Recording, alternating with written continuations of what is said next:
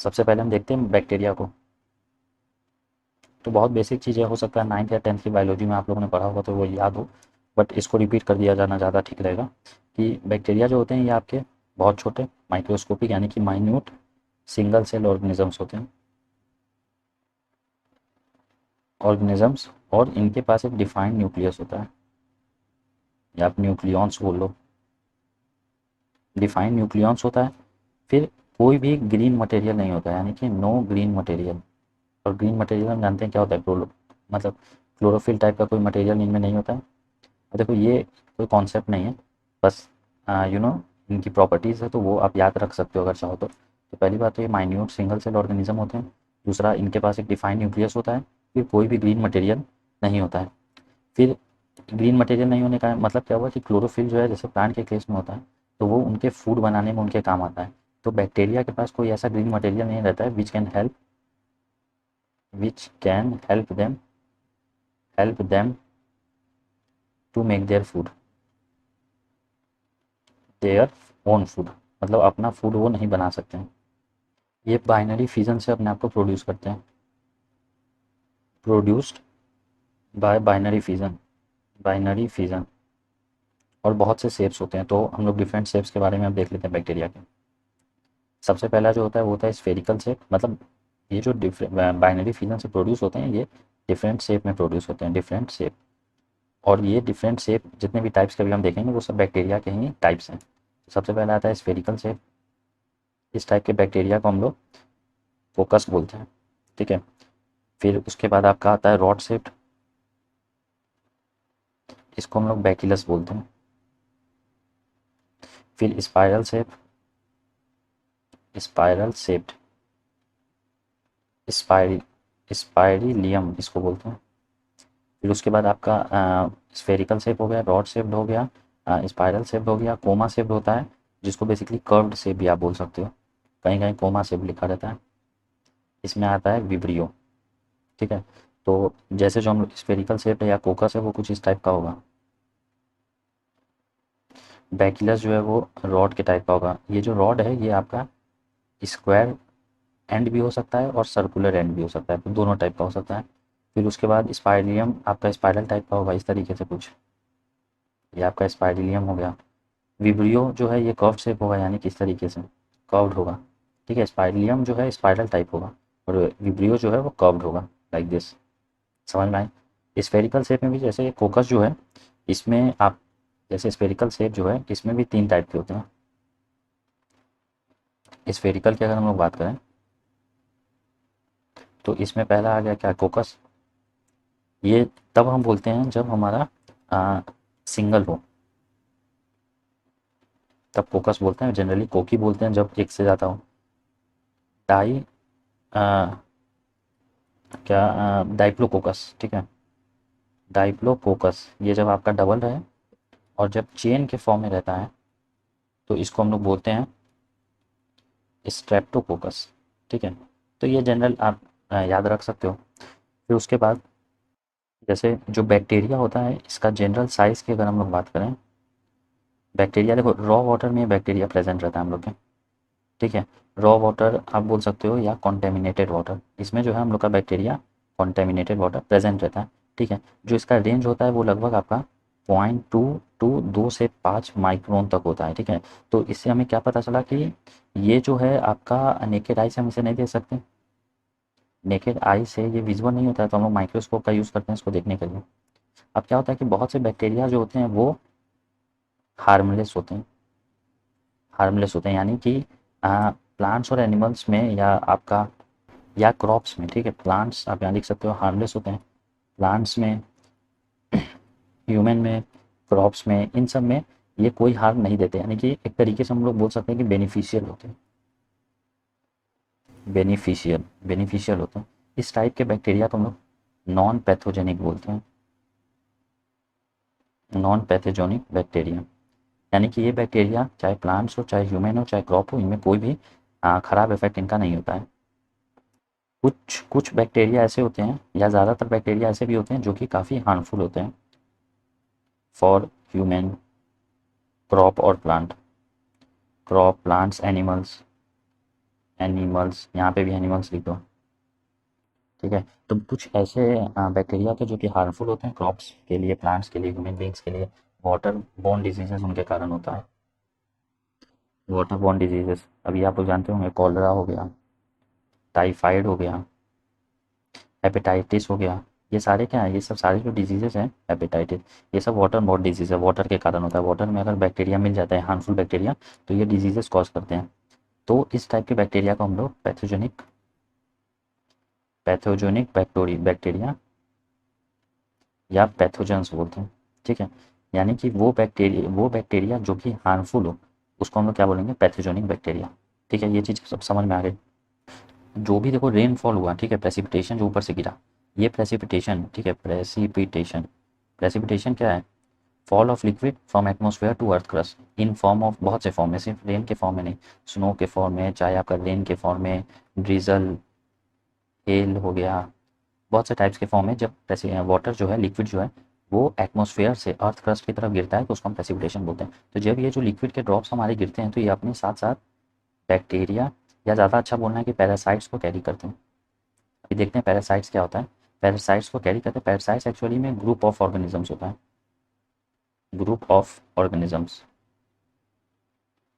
जिसमें आपका बैक्टीरिया आ जाता है। मतलब बैक्टीरिया भी एक टाइप है पैरासाइट्स का।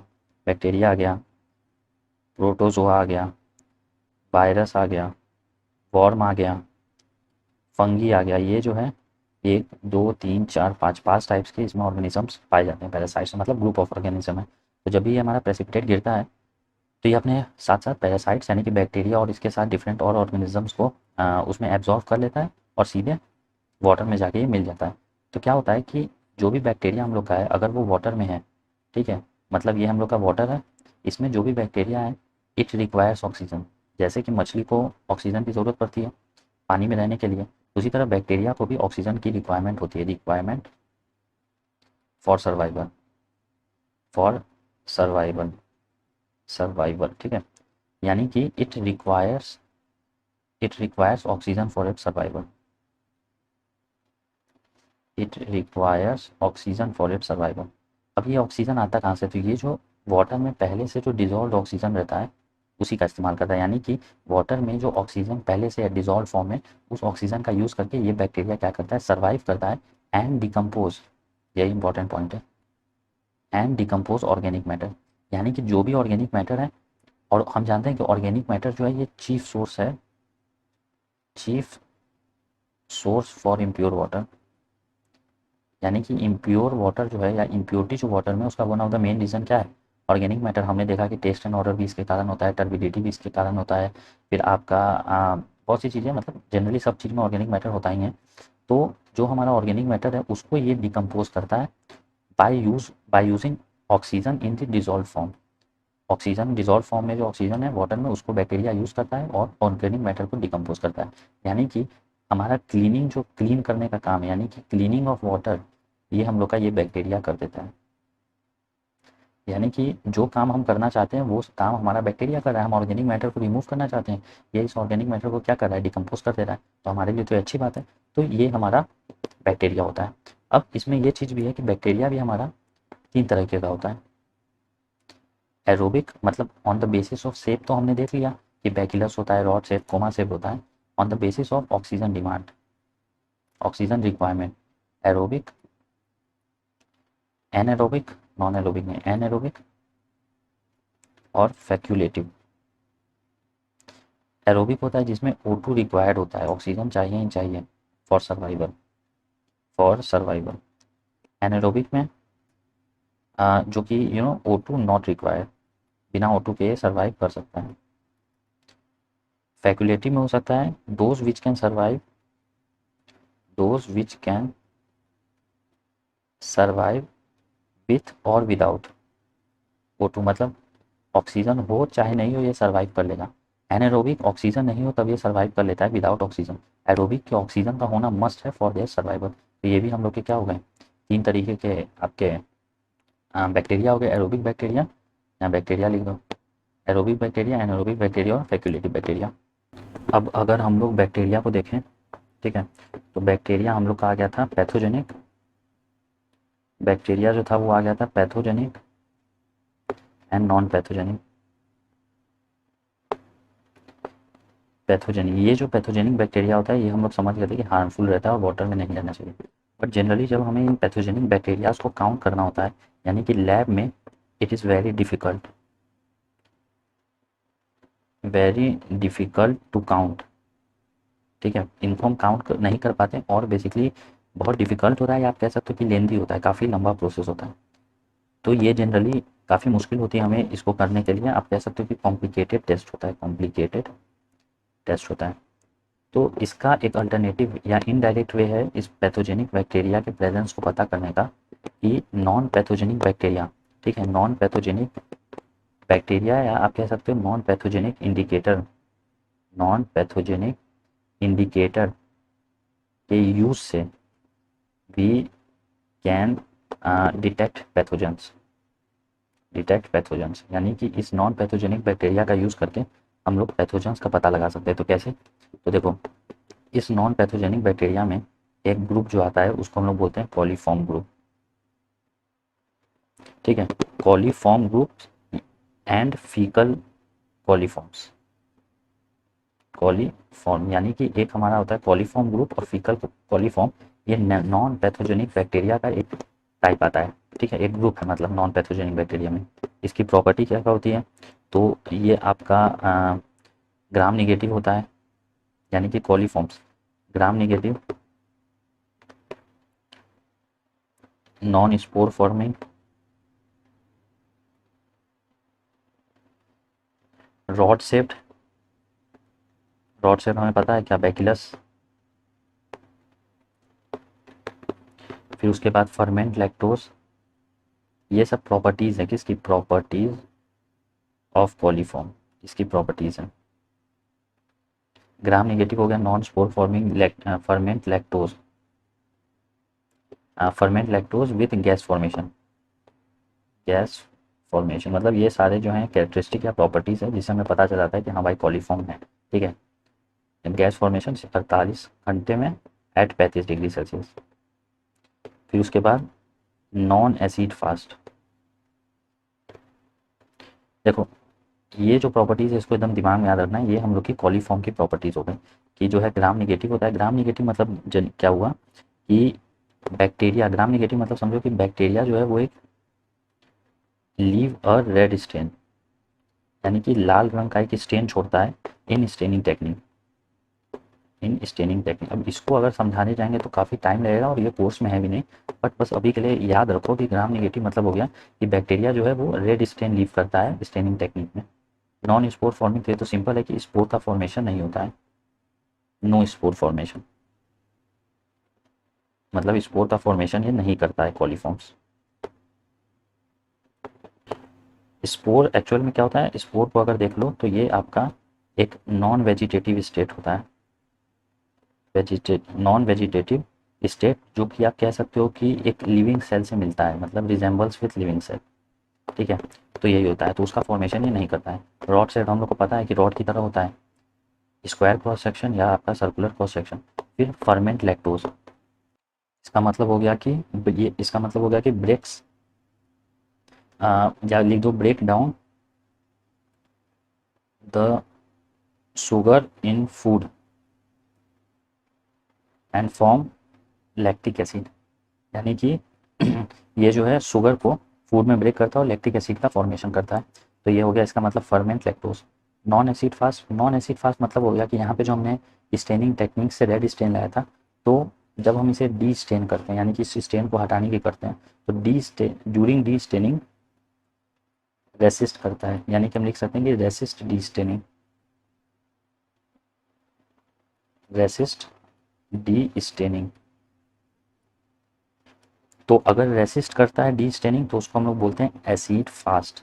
तो यहाँ क्या है, यहाँ नॉन एसिड फास्ट है, तो नॉट रेसिस्ट डी स्टेनिंग, यानी कि अगर हम डी स्टेनिंग कराना चाहेंगे तो वो उसको रेसिस्ट नहीं करेगा, मतलब हम डी स्टेन आराम से कर देंगे। तो ये जो 5 प्रॉपर्टीज़ हैं, 1 2 3 4 5, ये प्रॉपर्टीज़ होती है कॉलीफॉर्म्स की, जो कि क्या है, एक नॉन पैथोजेनिक, यानी कि हार्मलेस, हार्मलेस, हार्मलेस बैक्टीरिया, ये खुद हार्मलेस होते हैं, बट इनकी एक प्रॉपर्टी है कि ये लॉन्ग लिव्ड होते हैं, ठीक है,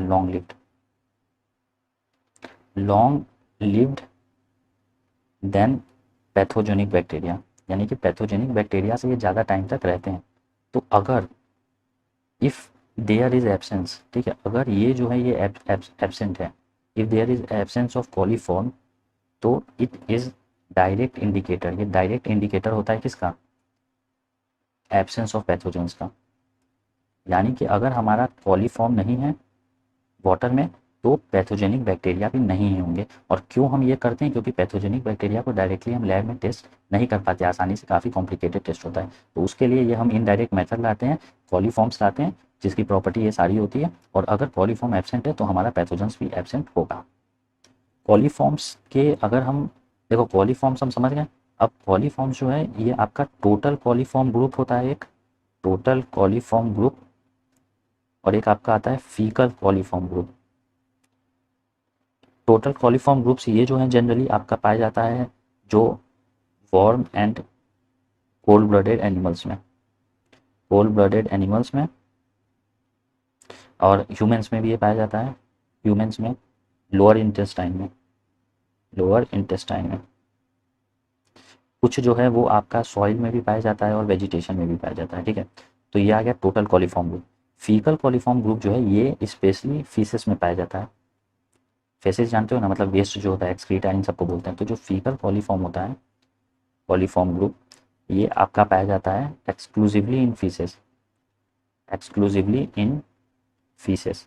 लगभग जो कॉलीफॉर्म ग्रुप है, ठीक है, उसका 96%, यानी कि हम कह सकते हैं कि 96% ऑफ ऑल कॉलीफॉर्म ये आपका होता है फीकल कॉलीफॉर्म, ठीक है। इसको WHO जो नाम दिया है वो होता है थर्मो टॉलरेंट कॉलीफॉर्म्स, ठीक है। WHO ने फीकल कॉलीफॉर्म को थर्मो टॉलरेंट कॉलीफॉर्म्स भी कहा है, मतलब नाम दिया। और जहाँ पे भी ये फीकल कॉलीफॉर्म्स हैं ये इंडिकेटर होता है, indicator of faecal contamination, faecal contamination. जहाँ पे भी फीकल कॉलीफॉर्म होगा वो बताएगा कि फीकल कॉन्टेमिनेशन उस वाटर में था, जो कि काफ़ी हार्मफुल रहता है, ठीक है, काफ़ी हार्मफुल रहता है। क्योंकि खुद ही सोचो ना कि अगर फीकल प्रोडक्ट्स आपके वाटर में होंगे तो वो कितने ज़्यादा हार्मफुल होंगे। तो ये हम लोग का होता है पूरा कॉलीफॉर्म का क्लासिफिकेशन, और कॉलीफॉर्म क्या होता है, कॉलीफॉर्म की प्रॉपर्टीज़ क्या होती है। फिर जो ये फीकल कॉलीफॉर्म है इसका जो मेन आप कह सकते हो, मेन क्या बोल सकते हो, मेंबर आप कह सकते हो, मेन मेंबर, जो इसका फीकल कॉलीफॉर्म का मेन मेंबर है उसको आपने नाम सुना होगा, ई कोलाई इसको बोलते हैं, ठीक है। ई कोलाई जो है ये मेन मेंबर होता है। ये फिर इसका दो पार्ट होता है, बायो टाइप होता है, फिर उसके बाद सीरो टाइप होता है। तो इतना हमें डेप्थ में नहीं जाना है, ये सब बायोलॉजी की काफ़ी बातें हैं, हमें बस काम भर याद रखना है कॉलीफॉर्म की प्रॉपर्टीज़, ई कोलाई, ये सब चीज़ें। तो यही होता है, जैसे ई कोलाई जो है ये आपका ह्यूमन या एनिमल के इंटेस्टाइन में ये भी पाया जाता है। तो यही सब चीज़ें हैं। बट मेन पर्पस ये था समझने का कि अगर कॉलीफॉर्म एब्सेंट है तो हमारा पैथोजेंस भी एब्सेंट होगा। कॉलीफॉर्म एब्सेंट तो हमारा कॉलीफॉर्म अगर एब्सेंट है तो हमारा पैथोजेंस भी एब्सेंट होगा। और अगर हमारे वाटर में ई कोलाई हमें मिल गया, E coli found in water, तो हम कह सकेंगे कि recent population, recent pollution, not population, pollution with human और एनिमल फेसेस, एनिमल फीसेस। यानी कि अगर ई कोलाई हमारे वाटर में मिल गया, और ई कोलाई हम जानते हैं क्या होता है, एक फीकल कॉलीफॉर्म है। और मैंने पहले ही कहा कि फीकल कॉलीफॉर्म जो है ये हमें बताता है कि जो आप कह सकते हो पॉल्यूशन है वाटर में, वो बिकॉज ऑफ फीसिस के कारण है, और ये काफ़ी हार्मफुल रहता है। तो जहाँ भी ई कोलाई मिल गया, जो कि क्या है, एक डोमिनेंट या प्री डोमिनेंट मेंबर है फीकल कॉलीफॉर्म का, अगर ये वाटर में हम लोग को मिल गया तो हम लोग समझ जाएंगे कि ये जो पॉपुलेशन पॉल्यूशन है, रिसेंट पॉल्यूशन, वो ह्यूमन चाहे एनिमल फीसेस के कारण है, ठीक है। तो ये हम लोग का पूरा माइक्रो ऑर्गेनिज्म में बैक्टीरिया, पैरासाइट्स और इन सब चीज, पैरासाइट्स हम लोग ने देखा था कि ग्रुप ऑफ ऑर्गेनिजम्स होता है, इसमें वायरस, ये सारी चीज़ें आ जाती हैं, वायरस, बैक्टीरिया, और आपका क्या बोलते हैं, प्रोटोजोआ, ये सब आ जाता है। तो उसके बाद से हमने कॉलीफॉर्म को देखा और पूरी कॉन्सेप्ट को हम लोग समझ चुके हैं। अब हम लोग आगे जो है देखेंगे टेस्ट की किस तरीके से हम इस कॉलीफॉर्म के अमाउंट को डिटेक्ट करते हैं, ठीक है। यानी कि हम कह सकते हैं हाउ कॉलीफॉर्म डिटेक्टेड,